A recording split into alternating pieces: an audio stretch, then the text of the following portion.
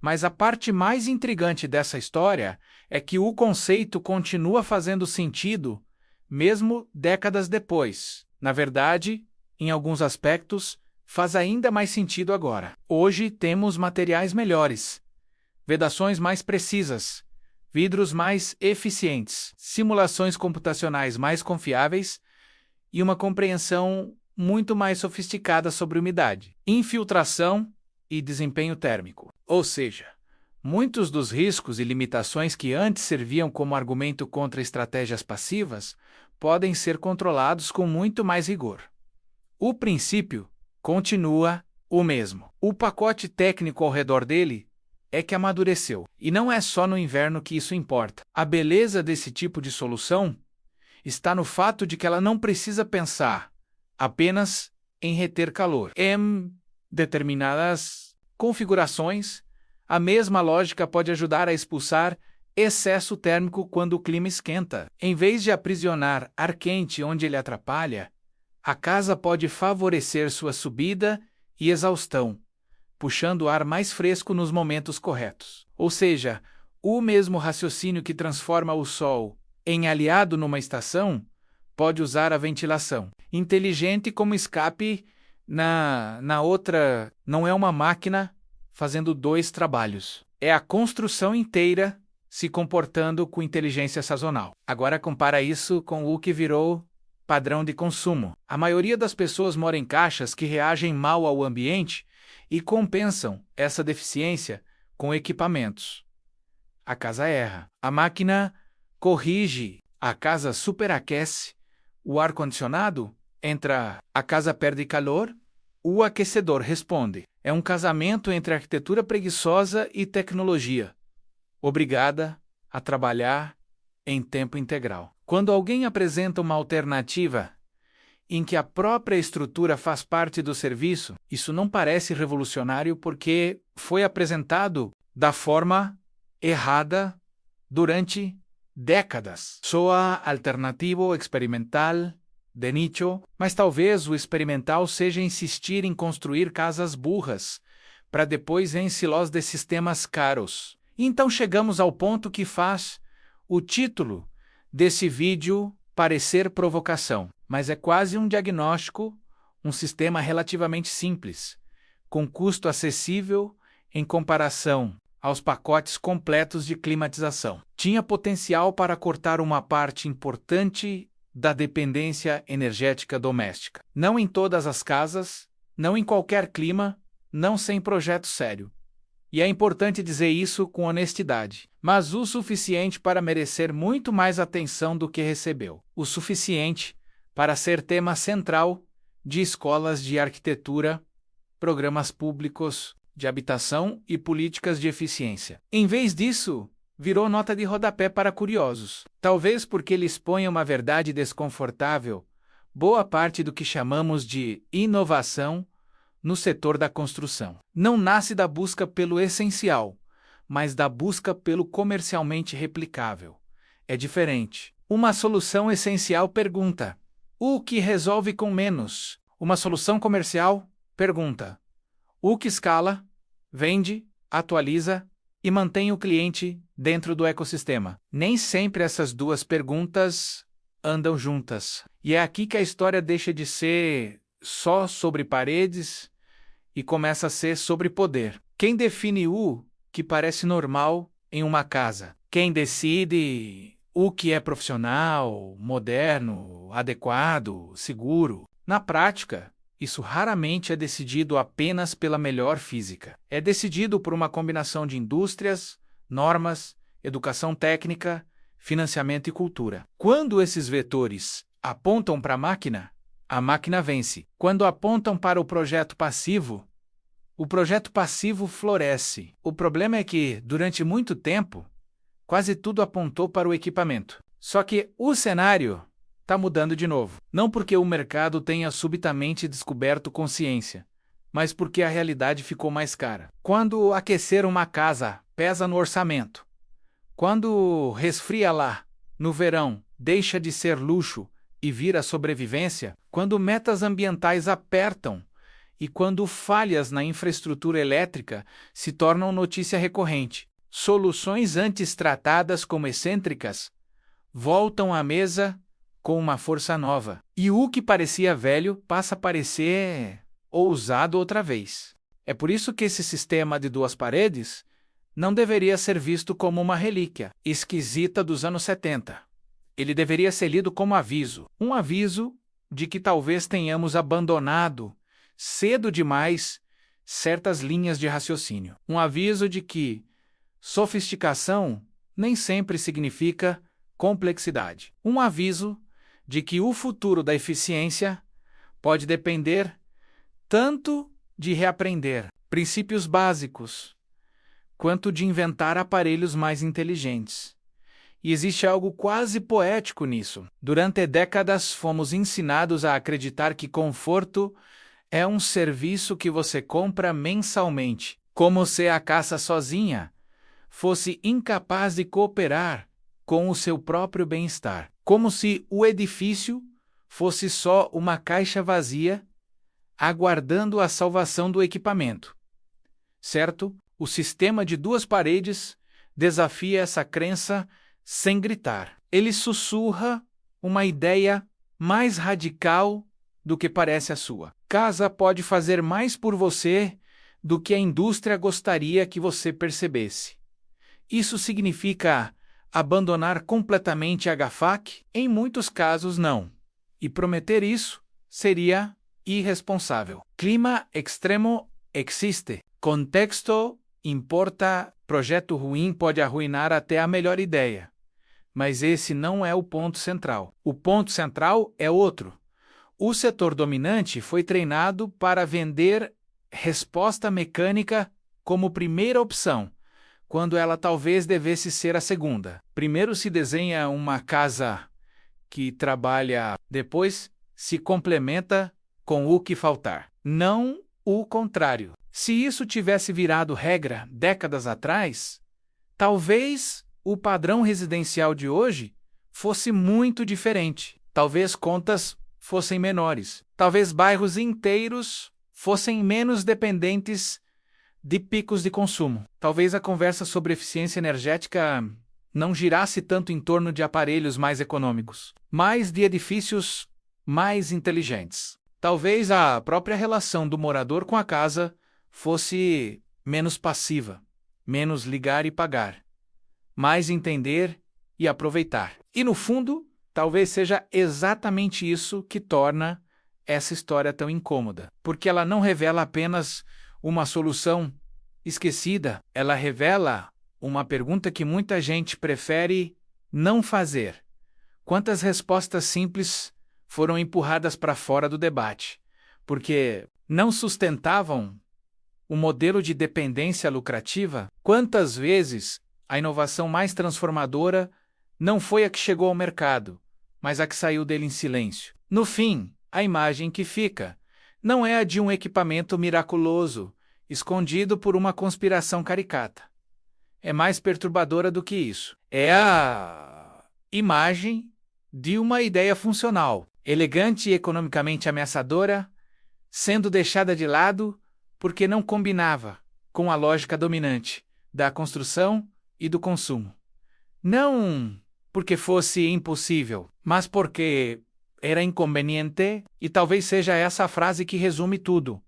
O sistema não precisava ser destruído, só precisava ser esquecido. Só que agora você já viu, e depois que você vê, fica difícil voltar a acreditar que conforto térmico é apenas um produto de catálogo. Às vezes, ele está esperando dentro da própria parede, no espaço que ninguém te ensinou a observar, entre uma camada e outra, entre o sol e o silêncio, entre o que poderia ter sido padrão e o que foi tratado como curiosidade. Existe uma ideia simples demais para desaparecer de vez. A pergunta não é mais se ela funciona como princípio. A pergunta é por que ainda aceitamos viver em casas que dependem tanto de máquinas para corrigir erros que poderiam ter sido evitados no desenho. E a resposta para isso talvez diga mais sobre o mercado do que sobre a física. porque a física nunca mudou. O Sol continua chegando, o ar quente continua subindo, a massa térmica continua armazenando energia.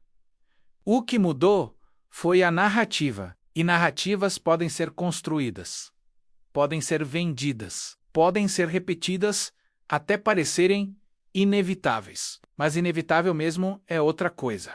Quando uma ideia simples encontra uma crise grande o bastante, ela volta e talvez ela já esteja voltando. Você entra numa casa no auge do inverno, esperando encontrar o ruído conhecido de sempre, o sopro do ar quente saindo das grelhas, o estalo do aquecedor ligando, a conta de energia te observando em silêncio do outro lado do mês. Mas nada disso acontece. Não há motor, não há compressor, não há aquele som metálico de máquina trabalhando para manter a casa habitável. Ainda assim, o ambiente está morno, confortável, quase estranho. E é exatamente aí que começa o desconforto de verdade. Se uma casa pode capturar calor com algo tão simples quanto 2 paredes, por que isso nunca virou padrão? Porque às vezes a tecnologia mais ameaçadora não é a mais avançada, é a mais simples, é aquela que não depende de troca constante, manutenção cara, peças especiais, contratos de instalação e um mercado inteiro girando ao redor da sua dependência. O que eu encontrei não parece futurista. Não tem tela, aplicativo, inteligência artificial, nem marketing de luxo. Tem madeira, espaço de ar, sol e física básica. Só isso. E talvez seja justamente por isso que quase ninguém fala sobre ela. Mas antes de eu te mostrar por que esse sistema foi ignorado por tanto tempo, já se inscreve no canal, porque aqui a gente não repete propaganda bonita.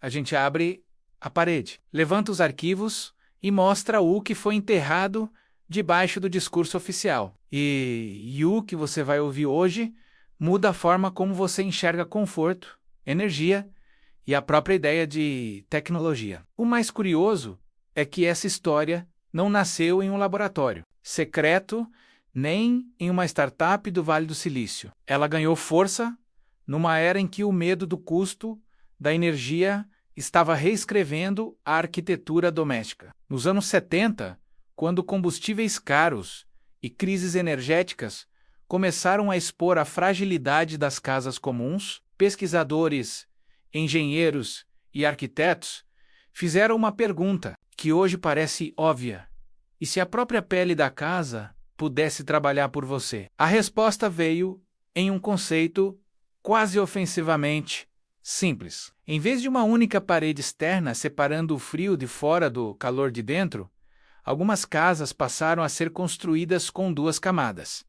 Uma pele externa recebia o sol. Uma pele interna protegia os ambientes. Entre as duas, ficava um vazio contínuo. Esse sebáceo, que para muita gente parecia desperdício, se transformava no verdadeiro coração térmico da construção. Quando a luz do sol aquecia a parte externa da casa, o ar preso nesse espaço intermediário começava a subir naturalmente. Não porque alguém ligou alguma coisa, não porque havia ventilador escondido, mas porque ar quente sobe. É um princípio que qualquer criança entende sem saber explicar. E às vezes são esses princípios infantis que humilham sistemas bilionários. O ar aquecido se movia, circulava, redistribuía calor para os ambientes certos. Enquanto isso, materiais internos mais densos, como alvenaria concreto ou superfícies de maior massa, absorviam parte dessa energia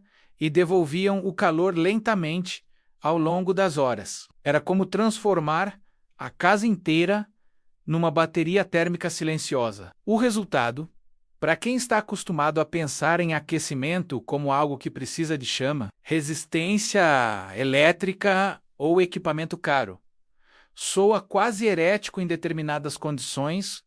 Uma constru assim podia reduzir drasticamente a necessidade de um sistema convencional. Em alguns casos, o ganho era tão expressivo que a pergunta deixava de ser funciona e passava a ser quem decidiu que isso não merecia continuar? E aqui é onde muita narrativa rasa começa a escorregar. Por que não? Essa não é uma história infantil sobre um vilão de cartola escondendo uma invenção mágica. O mundo real é mais eficiente do que isso. Ele não precisa destruir uma ideia boa de forma dramática.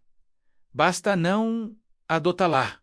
Basta não ensiná-la. Basta torná-la burocraticamente inconveniente. Basta deixar que o mercado trate como exótico tudo aquilo que ameaça a rotina de venda, substituição e dependência. Pensa no modelo dominante. Uma casa padrão é vendida junto com a promessa de que conforto térmico exige equipamento. Você compra uma máquina para aquecer, outra para resfriar, paga a instalação, paga a manutenção, paga a energia, paga a troca de peça, paga o técnico, paga a atualização, paga o erro do dimensionamento, paga o desgaste do tempo. Quase tudo nesse ciclo gera faturamento para alguém. Já uma casa desenhada para tirar proveito do sol, do fluxo de ar e da própria massa térmica reduz o espaço comercial dessa engrenagem. Não elimina todo equipamento em todos os cenários, claro, mas reduz a necessidade, e reduzir necessidade raramente é um slogan popular em mercados acostumados a vender indispensabilidade. A genialidade do sistema de duas paredes está no fato de que ele não tenta lutar contra a natureza. Ele negocia com ela. Numa casa comum, o sol muitas vezes entra como problema. Superaquece certos pontos, cria desconforto, exige correção mecânica. Numa casa pensada com inteligência térmica, esse mesmo sol vira aliado. A camada externa absorve a radiação. O espaço de ar entre as paredes vira corredor térmico. A circulação acontece por diferença de temperatura. Não é milagre. Não é teoria de internet. É convecção. É transferência de calor. É o tipo de fenômeno que rege desde chaminés antigas até brisas em espaços fechados. Só que o sistema não depende apenas do aquecimento rápido. Ele depende do atraso. E isso é brilhante. Casas comuns sofrem com o agora. Esquentam depressa. Esfriam depressa. Exigem correção constante. Casas com inteligência passiva trabalham com o depois. Elas capturam energia ao longo do dia e a liberam aos poucos, quando o lado de fora já perdeu força. Essa defasagem térmica é o detalhe que transforma conforto momentâneo em estabilidade real. Em vez de perseguir a temperatura ideal o tempo inteiro à caça, aprende a segurá-la. Agora imagina o impacto psicológico disso numa época como a nossa.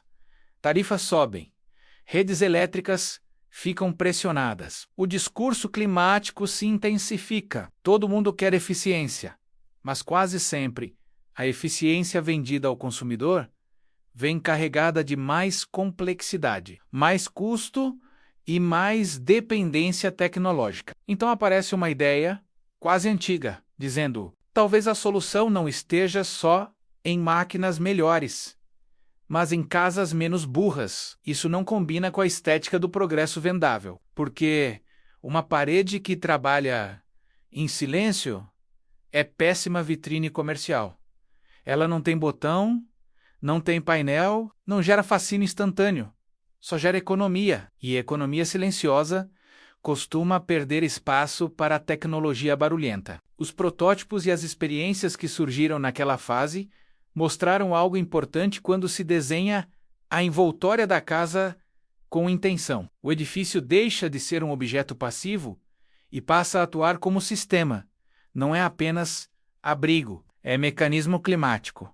Isso muda tudo. Muda a forma de pensar janelas, aberturas, orientação solar, materiais, ventilação. Muda a pergunta central do projeto. Em vez de qual equipamento vamos instalar depois, a pergunta vira Como a casa vai se comportar antes de qualquer equipamento? E esse é um ponto que incomoda o setor tradicional, mais do que muita gente percebe. Porque, se você faz essa pergunta cedo demais, uma parte do mercado entra tarde demais. Quando a arquitetura resolve metade do problema, a engenharia mecânica deixa de ocupar o centro da narrativa. Não desaparece, mas perde o trono. E setores acostumados a serem tratados como inevitáveis não gostam quando alguém prova que eram apenas convenientes. Existe também um elemento mais banal, e por isso mesmo mais poderoso: hábito. O mundo da construção civil raramente muda na velocidade da descoberta. Ele muda na velocidade da padronização. Códigos, seguros, financiamentos, avaliações imobiliárias, treinamento de mão de obra, catálogo de fornecedores e expectativa do comprador, tudo isso puxa o mercado para o conhecido. Uma solução pode funcionar e ainda assim ser tratada como problema, se ela não se encaixa no formulário. Certo? O inspetor quer ver equipamento, o avaliador quer comparar com a casa ao lado. O banco quer previsibilidade. O construtor quer evitar atrito e, de repente, a física perde para a papelada. É assim que ideias eficazes desaparecem sem precisar ser refutadas. Elas só precisam ser cansativas de aprovar. E esse talvez seja o verdadeiro ponto cego da discussão. Quando alguém pergunta por que o HVAC não quer que você veja isso, a resposta mais honesta não é uma conspiração de filme, é algo mais frio. Porque sistemas inteiros se organizam para repetir o que já sabem monetizar. E tudo que reduz consumo, simplifica a operação ou desloca valor para o desenho da casa. Em vez de concentra low no equipamento, encontra resistência natural.